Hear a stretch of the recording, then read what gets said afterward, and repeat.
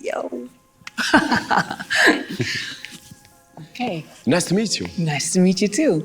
How are you? Well, it's been a long year, but it's getting better. Yes, better and better, luckily, yes. What do you do? I work as a theater actor in science outreach. So I talk about science, in particular about astronomy and space exploration. Interesting, nice. I know so you're have... a lot in space, kind of? Yeah, a bit, yeah. I know you have work I'm also in space. Also in space, and work that takes you in front of a lot of people. Yes, that's right. Yeah. In front of crowds, like thousands of people, and yes, a lot of energy, a lot of vibes.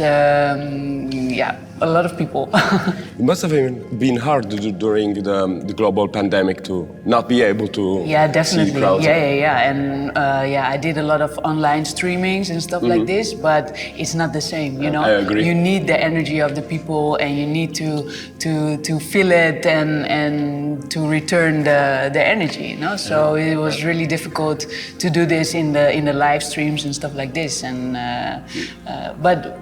Like in space, I totally get what you go through, because I also produce a lot in the studio, and it's like locking yourself up, you know, also having nobody around you, and then take yourself into space. Yeah. So I kind of feel you also.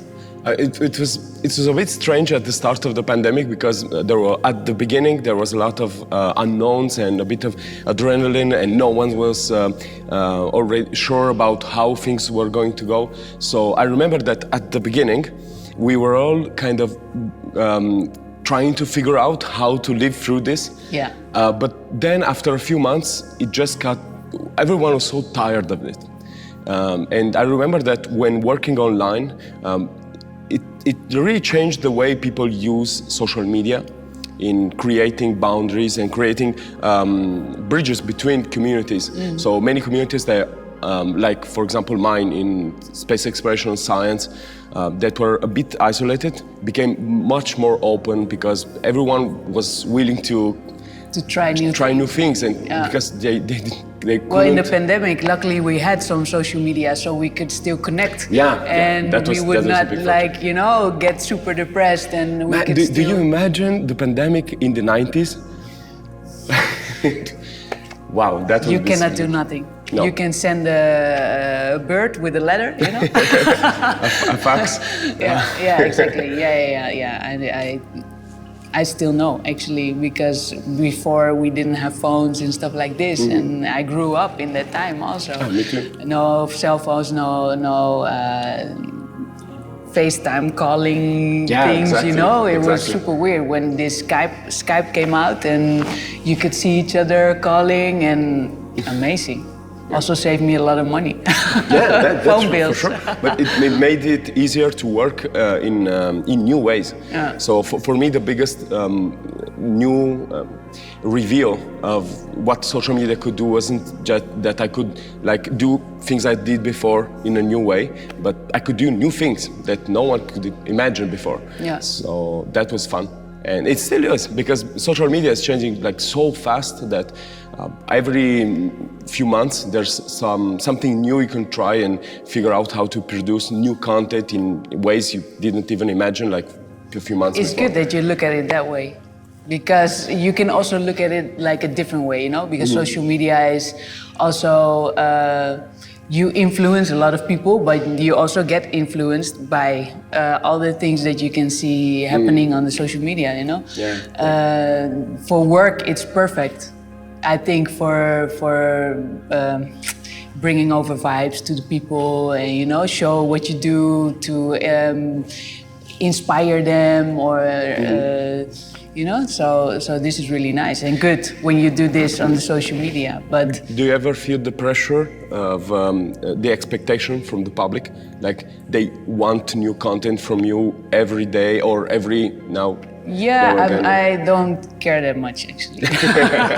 Luckily, I'm not really that social media person, especially with private things. I love to show my work, and if I have something interesting to post, I do it. But I'm not like under pressure or something. Yeah. Sometimes I don't post anything for weeks, and then suddenly I post something because I think, oh, this is nice, this is a nice vibe, atmosphere, so I post something. But I'm not like daily posting stuff or stories or stuff like this, But I love to share the things that, the vibes and the things in the club, what's happening when I'm playing, or stuff like this. And for work, it's really nice also. But I can understand that social media can also be really frustrating, for many people, because you always see only the good things and never really, when people are down or things like this, they don't show it. My life on social media was so overwhelming that in the end, it started influencing my real life all the time. Yeah. And so there wasn't a boundary between them. And I realized that when I had anxiety problems, no one that is an influencer or creator online usually speaks about it, at least in my community. So I started speaking about it. I started telling people like, I need a break, I need some time to figure out how I'm feeling and how my emotions are influencing my work. And it was really positive. Like a lot of people wrote to me after that they had the same problems, and seeing everyone happy as a creator on the other side felt on one hand frustrating, on the other hand like something that they couldn't achieve. And they always thought, wow, man, those people really got it. Those people have beautiful lives, they're always happy, always going around doing awesome things. And it's not like that. Even if you travel a lot, if you do a lot of awesome things, what the public often we're doesn't human, understand. So everybody has their ups and downs, and it's okay to show it also. Yeah, and plus there are specific things I think of our work that are pretty hard to explain on the other side, because it's not a normal life. We're not living a normal day-to-day life. Like for me, Alex, for example, if I go in front of a crowd of 1,000 people, and at the end they all applaud, and I feel all that energy, and I get out of the stage so happy and thrilled, and with all that energy. And when I get back to the hotel room, it's like being from up here and falling down in 1 second, because you're alone, and that can be destructive. Yeah. It's not easy to get back to normal things after you've been in front of so much love and energy. Yeah. And sometimes when being alone can be really, really, really hard. Between tours, Also, you have to get used to it, being alone and what to do then, and maybe you're changing now, and then, exactly. And then you can take like that energy maybe back to the room, relax, and just feel satisfied with it. Yeah, exactly. Yeah. It's just not easy to master. I think it's one of the hardest things that I worked out during my life as an actor and public figure. And for sure, when you're alone in your hotel room, you go on social media. And then you see all the terrific lives and what is happening. Yeah, exactly. So then, At least I have watched my Instagram feed and noticed that I use it as a diary. Like I go back months before and kind of remember where I was, what I did, because it's nice to look back also. Yeah, it's nice because in that living in the moment, when there are so many things you do so close together, can feel like just cloud of experiences. And if I think back of, many times I don't remember a specific moment or a specific feeling, but if I look at the pictures, I can remember the specific location I was in and like focus on one thing at a time. Yeah. Which it's a bit difficult when you have so many things together to remember. Yeah. Usually people with normal lives have one magnificent day. I don't even remember last weekend where I was. Exactly. Don't ask me. Same thing. Yeah. Wow. Because you've been through so many things and so many different situations that that is all blurred together, and then you don't know anymore. Yeah. I even don't know which day I'm living in, or what time zone. Yeah. A fun thing for me on social media during the last 4 to 5 years was a change in how I addressed the problem of popularity for content. Like before, I always had this anxiety of creating something that had to be popular right away, because otherwise it just fell into the background noise. But then you cannot be creative because you have to also try new things. Exactly, but well, that's right. You always have to figure out how to do things in a new way. But on the other hand, it's always a bit difficult to try to, on one hand, create something artistic, on the other hand, do something with algorithms and something that's clickbait, and that's a bit disappointing, because when you create something for artistic reasons, trying to make it popular for just popularity's sake is a bit underwhelming. On the other hand, though, thanks to things like now I have Patreon, and with Patreon I can have all the public sustain me in a sustainable way. So now I can just produce things without the stress of social media I had before. So that's fun, and I think it's changing a bit the landscape of how people are facing social media, because I noticed a lot of people are creating new things without the pressure I used to feel when I started. So that's one of the most awesome things that are happening, because a lot of independent artists don't need to have all the popularity to just be an artist. You do need the popularity if you want to tour the world or do something incredibly big. But just to live as an artist, I think it might be just one of the best moments in history.